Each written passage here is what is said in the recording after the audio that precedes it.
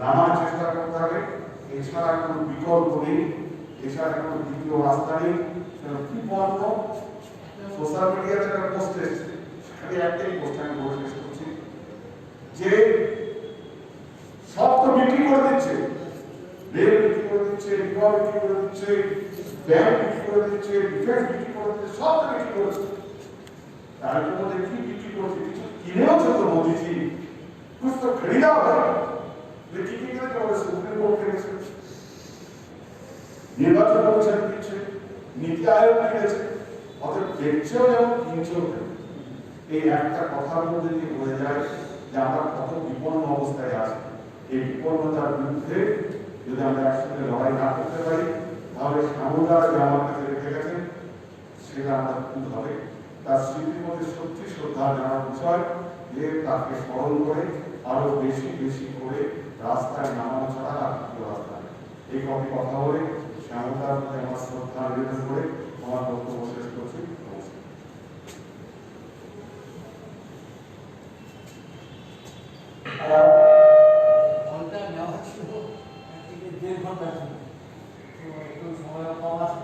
আমি এখন অনুরোধ করবো কংগ্রেসের জেলা কংগ্রেসের সাধারণ সম্পাদক জীবন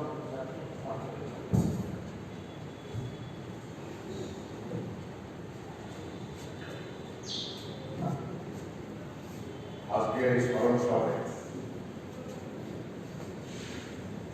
উপস্থিত শিলিগুড়ির বিধায়ক এবং শিলিগুড়ি পৌরনিগমের প্রাক্তন মেয়র মাননীয় অশোক ভট্টাচার্য মহাশয়, উপস্থিত বিভিন্ন বাম রাজনৈতিক দলের নেতৃত্ব, গণসংগঠনের নেতৃত্ব, আজকে এমন একজন মানুষের স্মরণ ভারতের জাতীয় কংগ্রেসের পক্ষ থেকে উপস্থিত হয়েছে। তার নাম শ্যামল চক্রবর্তী। শ্যামল চক্রবর্তীর প্রয়াণে জেলা কংগ্রেসের পক্ষ থেকে গভীরভাবে মর্মাহত এবং আমরা কংগ্রেসের পক্ষ থেকে মনে করি শুধু বাম এবং শ্রমিক আন্দোলনই নয়, বর্তমান দেশের রাজনৈতিক প্রেক্ষাপটে যে দুরাচারিতা চলছে তার বিরুদ্ধে আন্দোলনে পুরোখানে থাকা একজন নেতার প্রয়াণ আমাদের খুব কষ্ট হয়েছে, বেদনা। আমরা গভীরভাবে কংগ্রেসের পক্ষ থেকে মর্মাহত। এই স্মরণ সভায় আমরা খুব দুঃখ প্রকাশ করছি বাম নেতৃত্বের কাছে। আমি ডানপন্থী রাজনৈতিক দলের একজন কর্মী।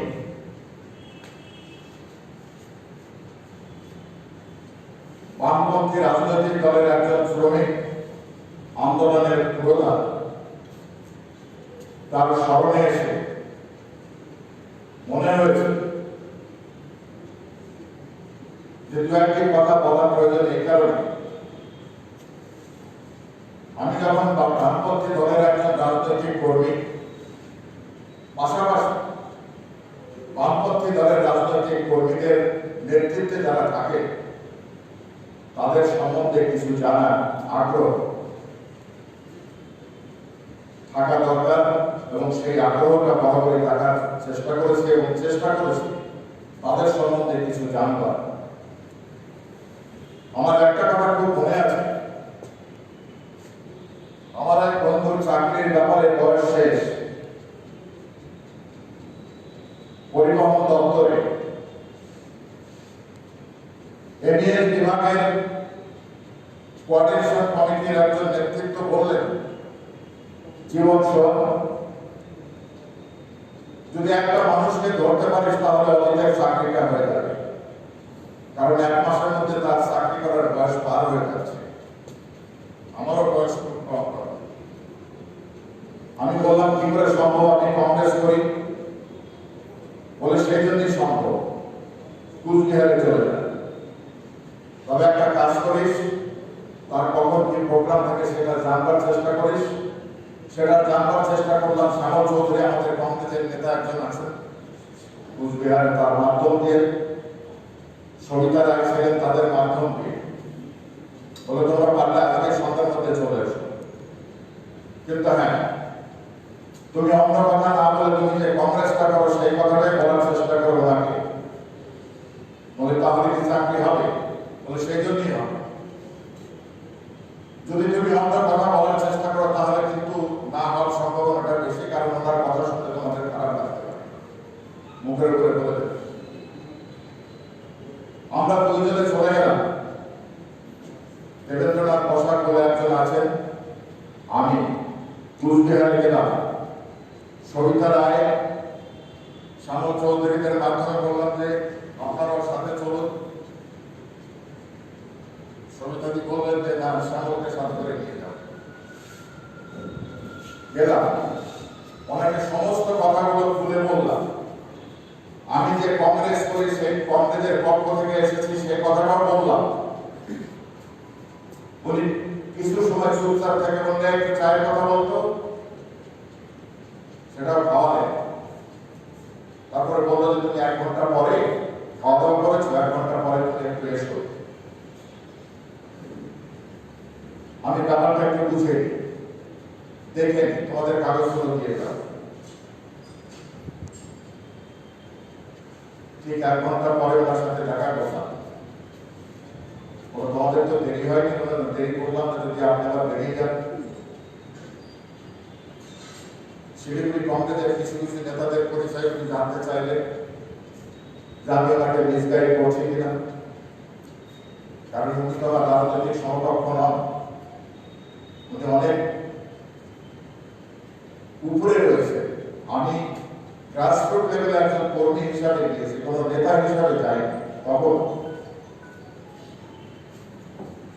উনি সমস্ত বিষয়টা কাগজটা দেখে শিলিগুড়ি একটা জায়গায় অ্যাড্রেস দিলেন, বলে তুমি ওখানে শুধু আমার কথাটা বলে তোমরা বাড়ি চলে যেও, তারপরে যা যা ঘরে বসে জানতে পারবে। আমি শিলিগুড়িতে কাগজটা দিলাম, ওনার কথা বললাম, বলে ঠিক আছে বাড়িতে যান। আমার বন্ধুটার চাকরি হয়ে গেছে, চাকরি হয়ে গেল, চাকরি করলো, রিটায়ার করেছে। তো আসবার সময় একটা কথা বলেছিল যে আমার কাছে পাঠালো, মানে সেটা বলবো, তবে আপনার কাছে আসবার সময় বলেছিল আমি যেন মিসগাইড না করি এবং কোন রকম মিথ্যে কথা না বলি, সেই কথাটা বলে আপনার কাছে আসতে বলেছিলেন। যদি কিছু হয় এই বন্ধুটার, কারণ বয়স শেষ হয়ে যাচ্ছে। বলে ঠিক আছে, ভালো থেকে। তাহলে সেই কথাটা আমার তার সাথে রাজনৈতিক সান্নিধ্যে আসবার কোনো সময় সুযোগ কিছুই হয়নি। কারণ একটা সময় বামপন্থী আন্দোলন আর কংগ্রেস, এই দুটো দলের মধ্যে লড়াই হতো। দুটো দলের মধ্যে ব্যাপক লড়াই হতো। দুটো দলের নিজস্ব সত্তা ছিল, মাঝখানে কিছু ছিল না। আমরা প্রত্যেকে নিজেদের নীতি আদর্শ নিয়ে লড়াই করেছি এবং আমাদের ইগো কাজ করত। যেমন বামপন্থী বললে আমরা ভুল বুঝতে কথা বলতাম, দেখতাম, আবার ডানপন্থী আমরা করছি, বামপন্থী নেতারা আমাদের ভুল বুঝতে দেখতে। কিন্তু বর্তমান রাজনৈতিক প্রেক্ষাপটে যা চলছে তা ভয়ানক লজ্জা। আজকে শ্যামল চক্রবর্তী মারা গেছেন, শুধু বামপন্থী আন্দোলনেরই ক্ষতি হয়নি, শ্রমজীবী মানুষের ব্যাপক ক্ষতি, পাশাপাশি ক্ষতি হয়েছে ভারতবর্ষের বর্তমান রাজনৈতিক প্রেক্ষাপটে যে দুর্বৃত্তায়ন চলছে। ভারতবর্ষের একটা অসভ্য দল ভারতবর্ষের শাসন ক্ষমতায় অধিষ্ঠিত, সেই সরকারটা কি করতে চাইছে জানি না। তবে মনে হচ্ছে ভারতবর্ষের 70% খেটে খাওয়া সাধারণ শ্রমিক মানুষের ব্যাপক ক্ষতি এবং আরো ক্ষতি হওয়ার সম্মুখীন সামনের দিন আসছে।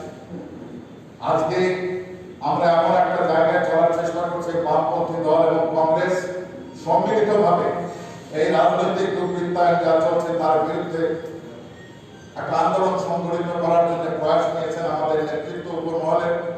আমরা সেই জায়গাটায় আমরা যেতে চাই যৌথভাবে, যাতে এই ভারতবর্ষের বিজেপি সরকার এবং বর্তমান রাজ্য সরকার সাধারণ মানুষকে নিয়ে এবং মানুষকে নিয়ে যে ছেলেমেলি খেলছে, তার জন্য আমরা যেন যোগ্য জবাব দিতে পারি এই আন্দোলনের মধ্য দিয়ে।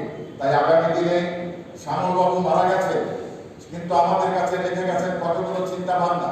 সেই চিন্তা ভাবনাগুলো হলো যৌথ নেতৃত্ব, ভারতবর্ষের মানুষকে বাঁচানো, ভারতবর্ষকে বাঁচানো, ভারতবর্ষের খেটে খাওয়া সাধারণ মানুষ, শ্রমজীবী কৃষক সমাজের মানুষের জন্য আমাদের ঐক্যবদ্ধভাবে লড়াই করতে হবে। সে লড়াইয়ের দিশা দেখিয়ে গেছেন শ্যামলবাবু, সেই পথে আমাদের চলতে হবে আগামী দিনে। তাই আজকের এই স্মরণ সভায় ওনার প্রতি শ্রদ্ধা জ্ঞাপন করে বলছি, আপনাদের দেখানো পথে আমরা চলতে রাজি আছি।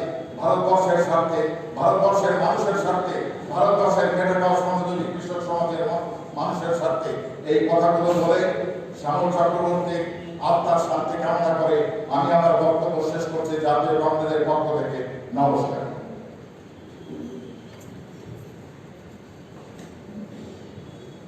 আমাদের সব বিল্ডিংটা শেষ করতে হবে। আমার অনিরুদ্ধ বসু রাজনীতির সম্পাদক।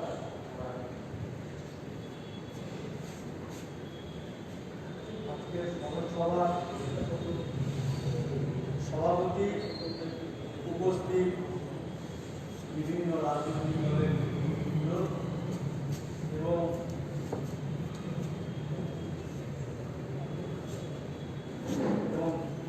উপস্থিত সংবাদ সাথী, কমরেড শ্যামল চক্রবর্তী প্রয়াত হয়েছে। আমরা সারা ভারত মহানগর ব্লকের পক্ষ থেকে ওনার পরিবারকে সমবেদনা জানাচ্ছি। আমরা এতক্ষণ ধরে শুনছিলাম এবং আমরা সবাই জানি যে একজন শ্রমিক বিরোধী নেতা, ওনার কমিউনিস্ট নেতা, ওনার জীবন দর্শন। একটা ছোট্ট ঘটনা বলি। আজ থেকে বছর দিনেক আগে বিপিএম উত্তরবঙ্গ যে মিটিং, বাহাদুর পার্ক থেকে এয়ারভিউ মোড় অবধি আমরা হেঁটে যাব। সেই যাত্রায় শ্যামলবাবু উপস্থিত ছিলেন। উনি চাইছিলেন উনি হেঁটে যাবেন। ভয়ঙ্কর উনি অসুস্থ, নেতৃত্ব বলছে যে আপনি পারবেন না, কিন্তু একজন শ্রমিক বিরোধী নেতা, একজন সাধারণ মানুষের ব্যথায় ব্যক্তিত নেতা, সাধারণ মানুষকে নিয়ে চলার যার জীবন দর্শন, তিনি কিন্তু কথাটা মানেন। শ্যামল চক্রবর্তীর সাথে আমার কোনো পরিচয় ছিল না, দূর থেকে ওনাকে দেখেছি এবং কাগজে ওনার সম্পর্কে পড়েছি। কিন্তু সেদিনকে প্রথম অনুভব করলাম, করতে গেলে যদি সাধারণ মানুষের কথা চিন্তা করতে হয় এবং তাদের জন্য যদি লড়াই করতে হয়, তাহলে নিজের শারীরিক যে অসুস্থতা সেগুলোকে দূরে সরিয়ে রেখে মানুষের জন্য লড়াই করতে গেলে রাস্তায় নামতে হয় এবং নিজের কষ্টটা স্বীকার করতে হয়। আজকে ওনার এই স্মরণ সভায় ওনার প্রতি শ্রদ্ধা জানিয়ে আমি আমার বক্তব্য শেষ করছি। নমস্কার। বক্তব্য রাখবেন সিপিআইএম এর রাজনীতি জেলা সম্পাদক কমরেড অভিজিৎ।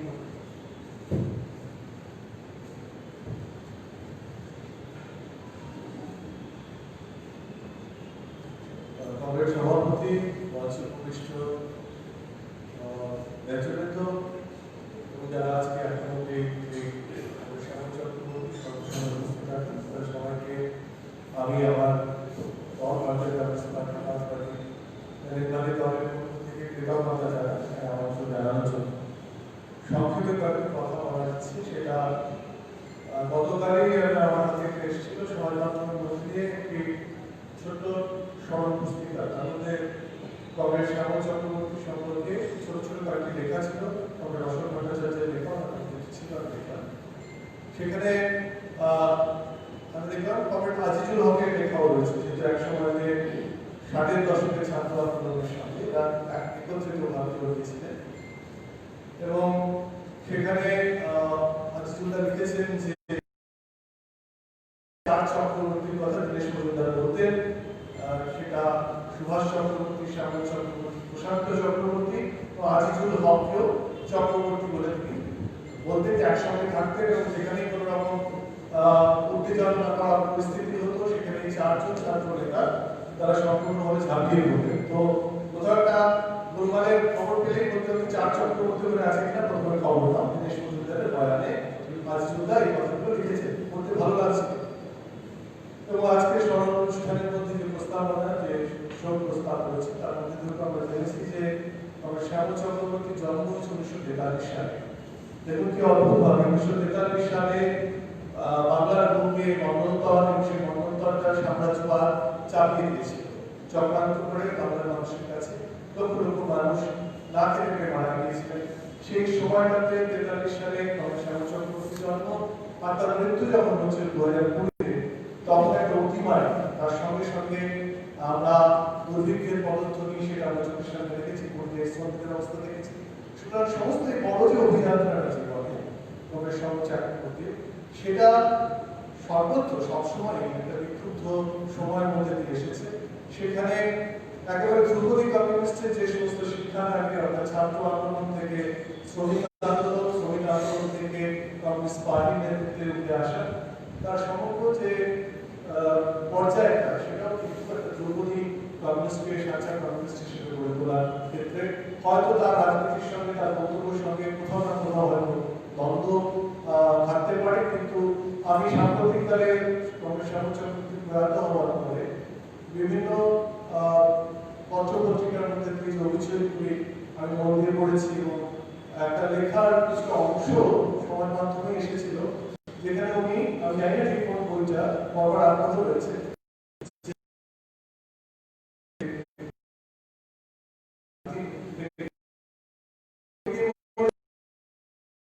প্রচলিত কথা আছে মুসলমানেরা সব হিন্দুদের মধ্যে ধ্বংস, এটা মিথ্যে কথা।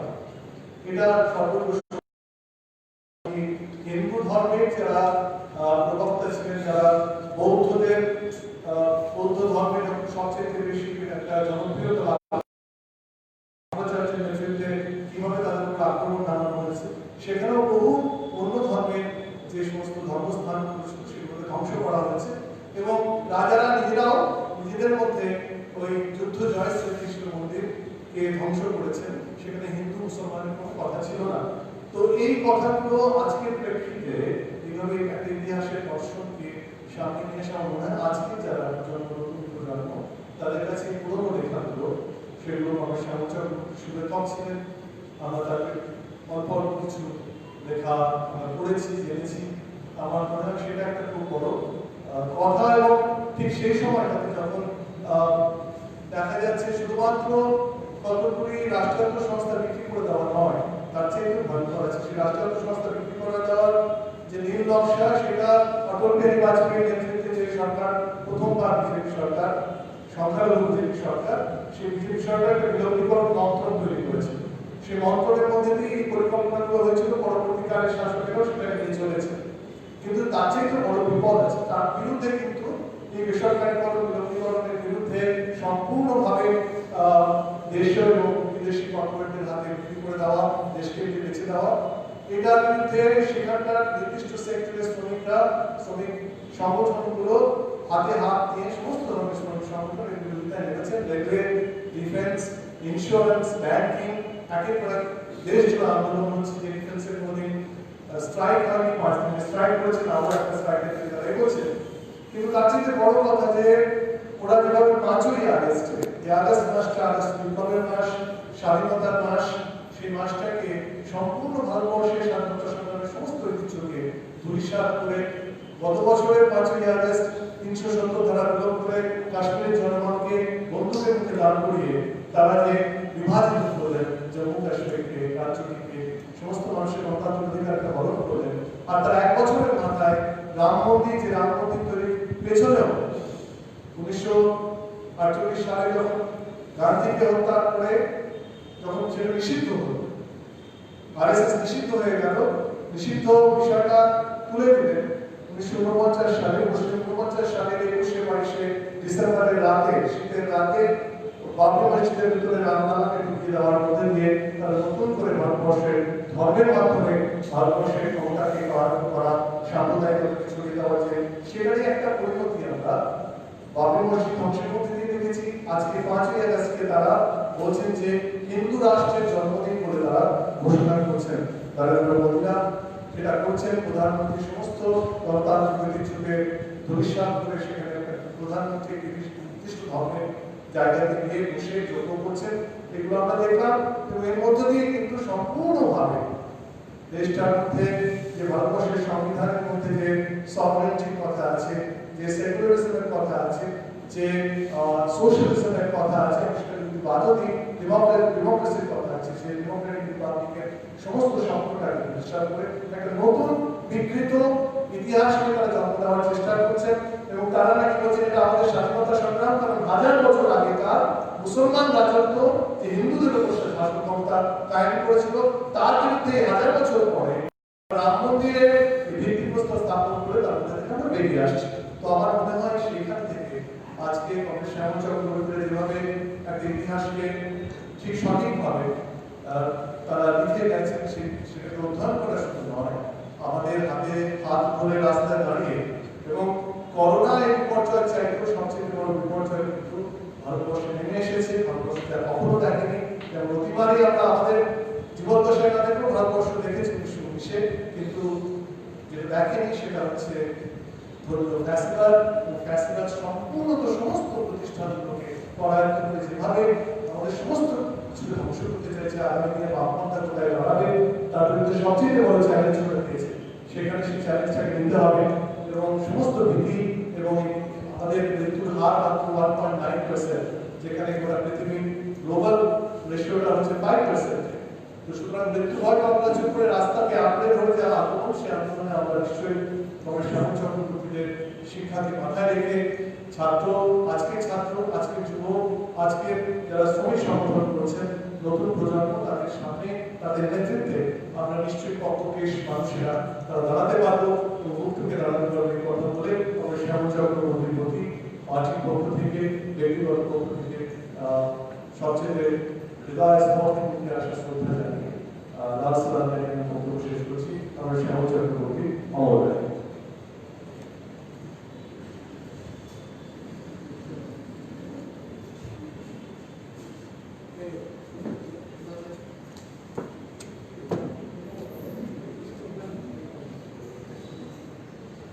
এখন বলবেন এসইউসিআই কমিউনিস্ট দার্জিলিং জেলার সম্পাদক গৌতম খান।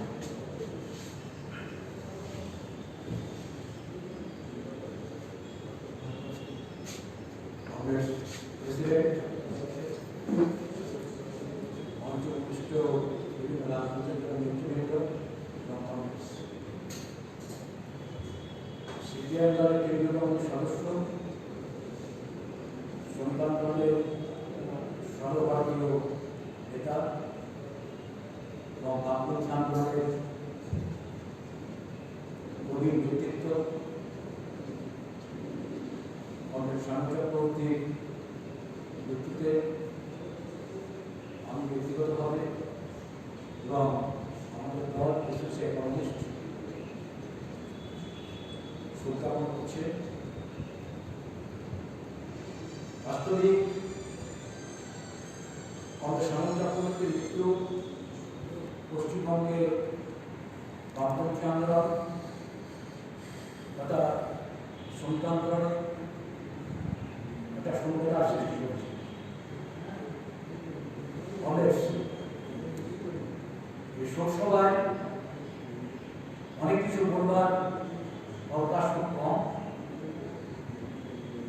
তবু কয়েকটি পয়েন্ট আমরা যে পরিস্থিতির মধ্যে দিয়ে যাচ্ছি তার পার্সপেক্টিভে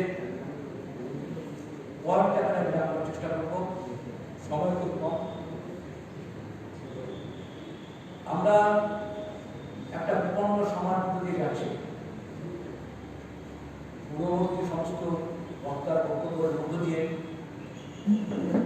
বিষয়টি ফুটে উঠেছে, এটা শুধুমাত্র কোভিড-19 অতিমারীর বিষয় ঘটেনি। এটা যেমন আমাদের শারীরিক বা দৈহিক যে বেঁচে থাকার নিশ্চয়তা কিছুটা অর্থে হ্রাস করছে, আবার উল্টো দিকে আমাদের মানসিক পরিস্থিতিকেও একটা সংকটের মধ্যে ফেলে দিয়েছে। অতিমারী বাদ দিয়েও আজকে দেশের একটা সর্বাত্মক আক্রমণ নেমে এসেছে। যে কোনো সুবুদ্ধি সম্পন্ন মানুষ যারা ভাবতে পারে, যারা চিন্তা করতে পারে, তারা সকলেই বুঝতে পারছে যে একটা অত্যন্ত অন্ধকার সময়ের দিকে আমরা এগোচ্ছি। আজকে রাষ্ট্র ক্ষমতায় যারা দখল করে আছে, আমি এভাবে বলবো, তাদের আক্রমণটা একটা একমুখী আক্রমণ নয়, একটা সর্বাত্মক সর্বনাশী আক্রমণ। এবং এখানে যে বিষয়টা খুব গুরুত্বপূর্ণ সেটা হচ্ছে একটা পার্টি আক্রমণ করছে, বিষয়টাকে এভাবে দেখলে আমরা ভুল করবো। আমাদের দেখতে হবে আজকে যেমন বিশ্বের পুঁজিবাদ তার অংশ হিসাবে ভারতবর্ষের পুঁজিবাদ মনোন্মুখ, আজকে তার বেঁচে থাকবার একমাত্র রাস্তা অবলম্বন হচ্ছে সর্বব্যাপক ফ্যাসিবাদ। এবং ফ্যাসিবাদকে আনবার ক্ষেত্রে বর্তমান কেন্দ্রীয় ক্ষমতা উৎকৃষ্ট বিজেপি দলকে আমাদের দেশের শ্রেণী তাদের বিশ্বস্ত সার্ভেন্ট হিসাবে বেছে নিয়েছে। জায়গাদের আক্রমণ যেমন একদিকে রাষ্ট্রায়ত্ত শিল্পগুলোকে সমস্ত বেসরকারীকরণ, টেনে নেওয়া, বিলগ্নীকরণ, আবার শিক্ষা, সংস্কৃতি, চিন্তা ভাবনা, যে মনন নিয়ে মানুষ লড়াই করবে তাকে আক্রমণ করা। আজকে শ্রমিকের লড়াইয়ের দুর্বলতার সুযোগ নিয়ে আজকে একটা কাউন্টার রেভলিউশনের সর্বাত্মক প্রস্তুতি আজকে চলছে ভেতরে ভেতরে। তাই আপনারা দেখতে পাচ্ছেন আজকে ধর্মীয় চিন্তা, ধ্বংসাচ্ছন্ন চিন্তা আমরা ঘটাচ্ছে। আপনারা দেখতে পাচ্ছেন যে শ্রমিক আন্দোলনের যে অধিকারগুলো শ্রমিকরা অনেক লড়াই করে অর্জন করেছে তাকে একটা পর একটা কেড়ে নেওয়া হচ্ছে। আপনারা দেখতে পাচ্ছেন শিক্ষাক্ষেত্রে যে জাতীয় শিক্ষানীতি বলে যে শিক্ষানীতিকে চালু করা হচ্ছে সেটা একটা শিক্ষাকে সর্বনাশী আক্রমণকে কেড়ে নেওয়া হচ্ছে। এমন একটা পরিস্থিতিতে যেটা খুব গুরুত্বপূর্ণ দরকার, সেটা হচ্ছে একটা সামগ্রিকভাবে যৌথ আন্দোলন এবং আমাদের প্রধান শক্তিকে চিহ্নিত করা, যার মধ্যে আমাদের লড়তে হবে। এবং সেখানে সমস্ত বামপন্থী শক্তি, গণতান্ত্রিক শক্তিগুলোর ঐক্যবদ্ধ লড়াই, এবং যেখানে অতীতের ইতিহাস বলে যেখানে অবশ্যই নেতৃত্ব দিয়ে বামপন্থী শক্তিগুলো, কারণ তাদের সামনে পরিষ্কার আছে যে ফ্যাসিবাদের আক্রমণ আজকে কিভাবে আসতে পারে। অতীত ইতিহাস থেকে আমরা জানি যে ফ্যাসিবাদ জার্মানির লড়াইয়ের পর, ফ্যাসিবাদ ধ্বংস হওয়ার পর গত শতাব্দীর 40 দশকে ফ্যাসিবাদ কিন্তু নির্মূল হয়ে যায়নি। আজকে যে শোষণমূলক ব্যবস্থা তাকে রক্ষা করবার জন্য ফ্যাসিবাদ শেষ অবলম্বন, তাকে যদি আমরা যথার্থভাবে চিহ্নিত করি, লড়াই করতে না পারি, একটা সামগ্রিক এর বিরুদ্ধে একটা বিরুদ্ধ শক্তি চিন্তায়, ভাবনায়, সংস্কৃতিতে, আমরা গড়ে তুলতে না পারি তাহলে আমরা এই লড়াই গড়ে তুলতে পারবো না। আজকে বামপন্থী আন্দোলনের একজন গভীর নেতার স্মরণ সভা, আজকে যারা আমরা বামপন্থী কর্মী তাদের কাছে এটাই কিন্তু পাওয়া উচিত, কল অফ দ্য আওয়ার। তাই আমরা এই চিন্তার উপর ভিত্তি করে বামপন্থী নেতাদের স্মরণসভা করি এবং কংগ্রেস শ্যামল চক্রবর্তীর স্মরণসভাও এই জন্যই পালিত হয়েছে, এটাই এবং এই চিন্তা রেখে আমার পার্টির বক্তব্য এবং আমার বক্তব্য রেখে আমি আমার বক্তব্য শেষ করছি। কংগ্রেস শ্যামল চক্রবর্তী আছে বলবেন, কংগ্রেস শ্যামল চক্রবর্তী সমাজে তারপর গোস্বামী আরএসপি জানেন।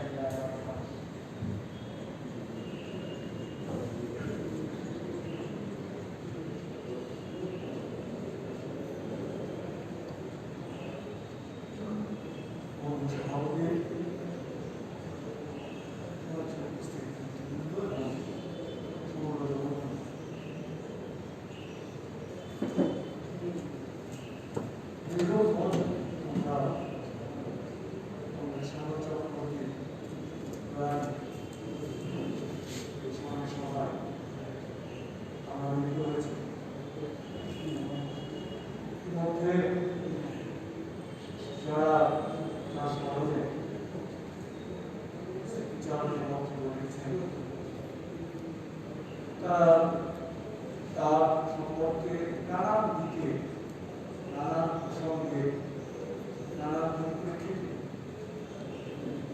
শ্যামল চক্রবর্তীর ব্যক্তিত্ব, তার রাজনীতি, জীবন, সামাজিক জীবন এবং ট্রেডিং ছিল বিশেষ করে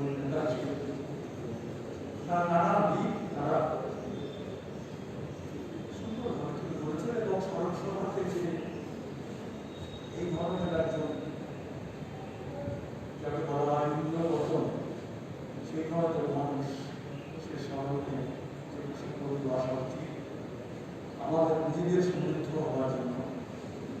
আমরা যারা আরো বেশ কিছুদিন আমাদের পরবর্তী প্রজন্ম তারাও যখন মাঠে ময়দানে নিজেদের সামাজিক, রাজনৈতিক, সাংগঠনিক দায়িত্ব পালনে থাকবেন, তখন সিনিয়র কংগ্রেসের জীবন যেভাবে আলোচিত হওয়া উচিত স্বাভাবিক মধ্যেই সে আলোচনা করেছে। আমি কোনো কিছু পুনরাবৃত্তির মধ্যে যাব না। আমার দল আরএসপির পক্ষ থেকে আমি শ্যামল চক্রবর্তীর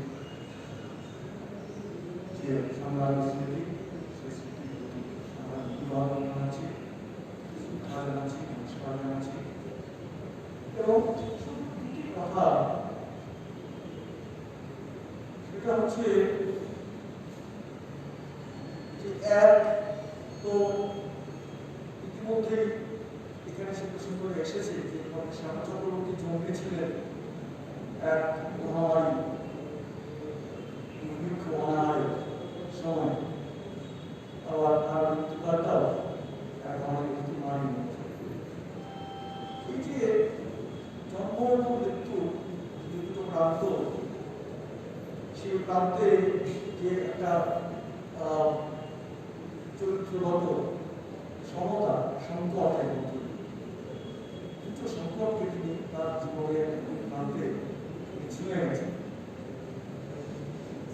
এটা একটা তাৎপর্য, কিন্তু অন্যদিক থেকে তাৎপর্য নয়, কারণ তিনি একাধারে রাজনৈতিক নেতৃত্ব ছিলেন, আবার শ্রমিক নেতাও ছিলেন, গণফ্রন্টে ট্রেড ইউনিয়নের নেতৃত্ব হিসেবে, অগ্রচারী নেতৃত্ব হিসেবে তিনি সমস্ত শ্রমজীবী মানুষ, গণতান্ত্রিক আন্দোলনের যে মঞ্চ, রাজনীতির মঞ্চের যে ফারাক থাকাটাই স্বাভাবিক রাজনৈতিক মঞ্চের ক্ষেত্রে, রাজনৈতিক দলের ক্ষেত্রে, কিন্তু শ্রমিক আন্দোলনের ক্ষেত্রে গণসংগঠন, সংগঠনের যে যৌথ আন্দোলন ইতিমধ্যে এসেছে এখানে, শুধু সেটুকুনি নয়, ওটা শুধু ভারতীয় ক্ষেত্রে আজকের পরিস্থিতিতে যে একটা নতুন সম্ভাবনা দেখা গেছে, একেবারে মিলিত গণ এবং শ্রেণী সংগঠনে রাজনৈতিক ক্ষেত্রে যা যা আছে সেই প্রসঙ্গগুলোকে ভুলে দিয়ে একেবারে খাদ্য, বস্ত্র, আশ্রয়, শিক্ষা, স্বাস্থ্য, মজুরি, ছাঁটাই, বেসরকারিকরণ ইত্যাদি প্রভৃতি যা কিছু শ্রমজীবী মানুষের জীবনকে সম্পত্তি দিয়েছে তার বিরুদ্ধে দলমত রাজনৈতিক স্তরে যাই থাক না কেন সামগ্রিকভাবে শ্রমিক, কৃষক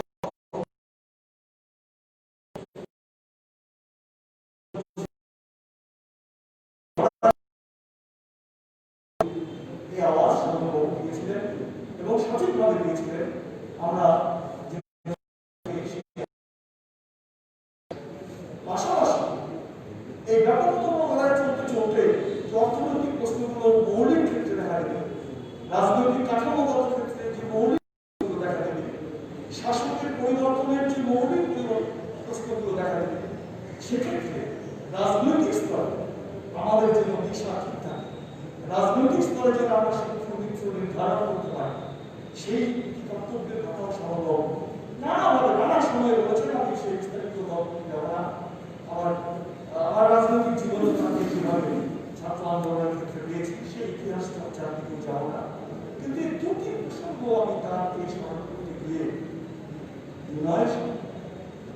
আপনাদের সঙ্গে অভিজ্ঞতা বিনিময় করতে গিয়ে যে শ্রমিক আন্দোলন এবং গণ শ্রেণী সংগঠনের ক্ষেত্রে ব্যাপকতম ঐক্য গড়ে তুলে যে আজকের এই যে চরম দুরবস্থা, যার মধ্যে এই অতিমারী প্রসঙ্গটিও থাকে, তার ব্যাখ্যা আমি যাচ্ছি না, এর সঙ্গে রাজনীতি সঙ্গে আছে, সেই ব্যাপকতম ঐক্য গড়ে তুলতে হবে এবং তার পাশাপাশি ওই জোয়ারে মিশে না যায় সেই দিকটা অধ্যয়ন করতে হবে। সামঞ্জস্যপূর্ণ রাজনৈতিক ব্যক্তিত্বে, দূরদৃষ্টি সম্পন্ন রাজনৈতিক ব্যক্তিত্বে স্বাভাবিক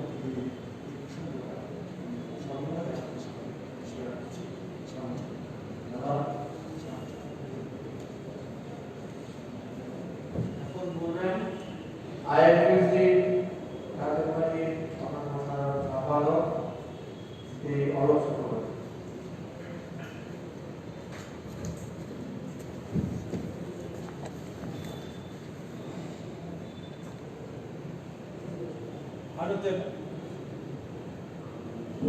ভারতের মার্কসবাদী কমিউনিস্ট পার্টি দার্জিলিং জেলা কমিটি পশ্চিম প্রত্যেকটি কৃতজ্ঞতা এবং ধন্যবাদ জানাই। যে মানুষটির আজকে স্মরণ সভায় আয়োজন করা হয়েছে সেই মানুষটি ভারতবর্ষের শ্রমজীবী মানুষের ডান দায়িত্ব।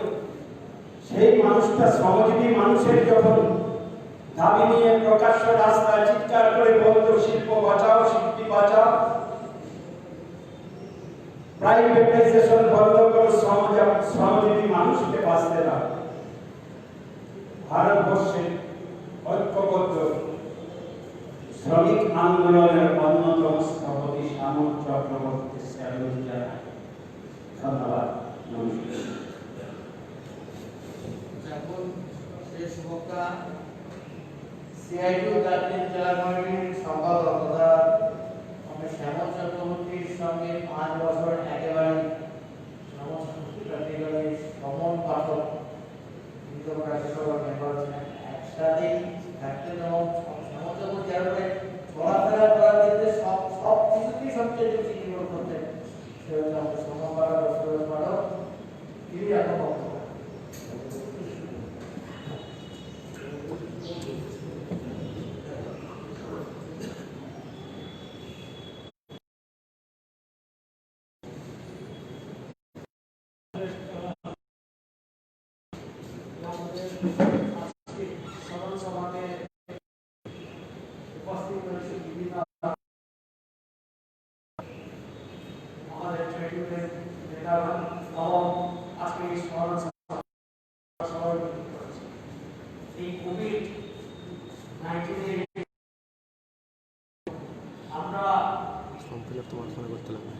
ছোট হলেও এই সংখ্যা আজকে আমরা দেখতে পাচ্ছি। এই কারণে শ্যামলা একটা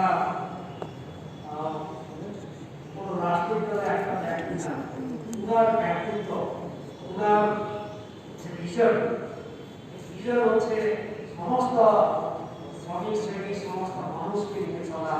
তাই হচ্ছে আজকে আমরা শরৎ সভা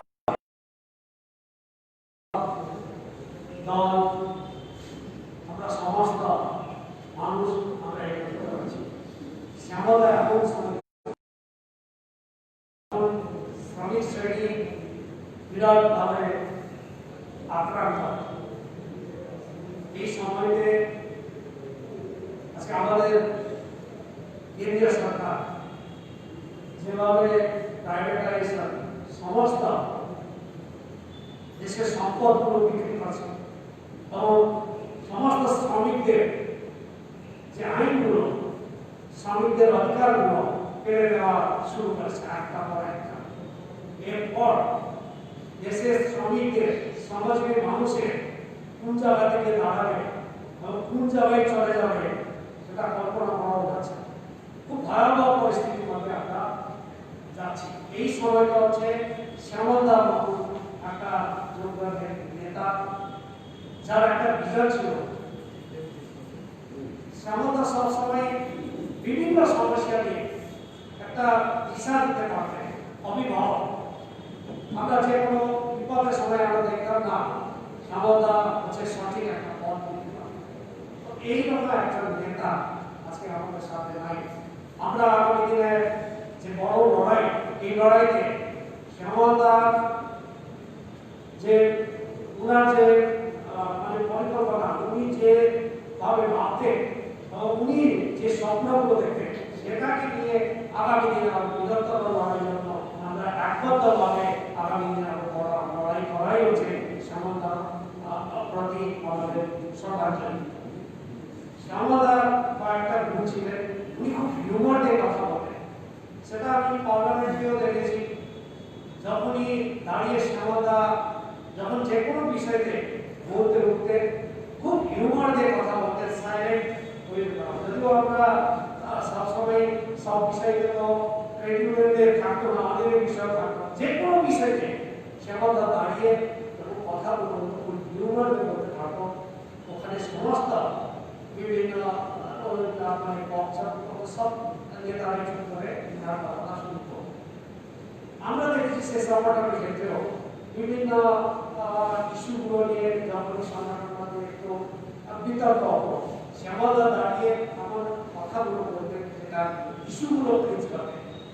তো এইরকম আমাদের শ্যামলদা আমরা দেখেছি, আমি দেখেছি খুব অভিভাবক। আর সমস্ত আমি ওনার বাড়িতে অনেকবার গেছি, সে অসুবিধা অনেক সময় এখানে আসলেন, তখন কেউ হতো না, তখন ছাড়তে কথা ছিল, একা চলাফেরা হতো। বাড়িতে গিয়ে দেখলাম সাধারণভাবে একজন কমিউনিস্ট, একটা মানুষের জন্য যে লড়াই করে, সে যে আদর্শের কথা বলে, যে সাধারণ মানুষের পরিবর্তনের স্বপ্ন দেখে তার জীবন যাবতীয় রিফ্লেকশন করতে হয়। সে রিফ্লেকশনটা আমি আমাদের শ্যামলদার নিজস্ব বড় বাড়ি ঘর নিয়ে কোনোদিন থাকতেন না, বেশিরভাগ পার্টি অফিসে থাকতেন, সিআইটি অফিসে থাকতেন। আমাকে একদিন বললেন, দেখ আমি তো পার্টি অফিসে থেকে গেলাম, কিন্তু আমার মেয়েরা খুব মানে অভিমানী হয়ে মেয়েরা, এই জন্য মাঝে মাঝে শ্যামলদা বলতে পারে যে আমার মেয়ের বাড়ি পার্টি অফিসে। আমি সিআইটি অফিসে দেখেছি ওনার সমস্ত ওখানে থাকা বসা নিয়ে করতেন। আর যেখানে চলে যেতেন কমরেডদের বাড়িতে থাকার খুব পছন্দ করতেন। তো এইরকম ছিল কমরেড শ্যামলদা। তো শ্যামলদা খুবই স্নেহ করতেন, ইয়ং তরুণদের খুবই স্নেহ করতেন, প্রোৎসাহন দিতেন। কোনো জায়গায় যদি ভুলভাল কোনো কাজ করতে একে অবহেলা করে বলতেন, প্রকাশ্যে একদম হিউমিলেট করা কোনোদিনই আমি দেখিনি শ্যামলদা। অন্য নেতাদের দেখেছি খুব করে ছোটখাটো ব্যাপারে গাড়ি টাড়ি দেয়, কিন্তু শ্যামলদা দেখেছি অনেক নেতাদেরও এই করে একসাথে করা। একটা বিতর্ক হয়েছিল ট্রেডুলের ভিতরে আমাদের বিভিন্ন ইস্যু নিয়ে, পরে শ্যামলদা দাঁড়িয়ে বলল না, এটা হচ্ছে স্টাডি কোর্স করার জন্য হচ্ছে বিভিন্ন মানুষকে, বিভিন্ন ধরনের মানুষকে, ট্রেড ইউনিয়নকে, সাধারণ সামাজিক মানুষকে একবদ্ধভাবে লড়াই করবে। যেটা অসত্য বলার সময় বলছিল শিল্পের বাইরেও এই সমস্ত গরিব মানুষ তাকে একটা ক্লাস প্ল্যাটফর্ম দেওয়া ওনার কনসেপশন এটা খুব ক্লিয়ারলি এখানে প্ল্যাটফর্মে ভিডিও মধ্যে আসলে বিভিন্নভাবে এই কনসেপ্টটা সবসময় বলতে আমাদের সামনে সব থেকে বিপদ সব থেকে বড় কথা হচ্ছে আমাদের আরএসএস এই দেশকে আরএসএস কোন জায়গায় নিয়ে যাবে তোমরা ভাবতেও পারো না। আমাদেরকে একদম ধরে ধরে এই আমাদের ভারতের সংস্কৃতি বিভিন্ন তার জীবনযাপন এবং এখানে কালচার হচ্ছে এখানে সমস্ত ব্যাপারকে হচ্ছে আমরা ইনভলভ করতে হবে ইন্টারনেট করতে হবে। তখন হচ্ছে একটা ওই বিবেকানন্দ সম্পর্কে একটা চটি বই বের করছিল ওই প্রসঙ্গে এই কথাগুলো বলছিলেন কি আমাদের দিকে খুব বিপদ আসবে আমাদেরকে সংগঠিত হতে যেতে হবে শ্রমিক শ্রেণীকে সংগঠিত করতে হবে। এই শিল্পবিদ্যের বাইরে হচ্ছে গরিব মানুষ তাদেরকে একটা শ্রেণী প্ল্যাটফর্ম দিতে হবে এবং হচ্ছে ভারতবর্ষতে এই কালচার রিলিজিয়াস এই সমস্ত গ্রাম ভারতের সমস্ত এই ক্যারেক্টার দিয়েই হচ্ছে আগামী দিনে আমাদের ভারতবর্ষে কমিউনিস্ট আন্দোলনকে আগামী তাই আজকে খুব সময় কম আমার ব্যক্তিগতভাবে অনেক গল্প আছে ছোট ছোট গল্প সেটা একদম শেষ হয় না যেভাবে এত বেশি মানে আন্তরিকভাবে কথাগুলো বলবে তো অনেক কথাগুলো আছে আজকে কম সময়ে আমি এমন তাকে স্মরণ করতে চাই আমি ট্রেড ইউনিয়ন মুভমেন্টে আগামী দিনে যে জায়গা থেকে শ্রমিক শ্রেণী ইউনাইটেডলি লড়াই করার যে জায়গাগুলো এই পথ দেখেছিলেন এই জায়গাতে আমরা হাঁটার চেষ্টা করবো। আজকে এই সভাতে আমাদের সমস্ত নেতৃত্বরা বিভিন্ন রাজনৈতিক দলের নেতৃত্বরা উপস্থিত রয়েছে আমি সকলকে অভিনন্দন জানাবো। রমেশ সমাজপতি রাজভাগ রমেশের আমাদের সভা ঠিক নির্দিষ্ট সভা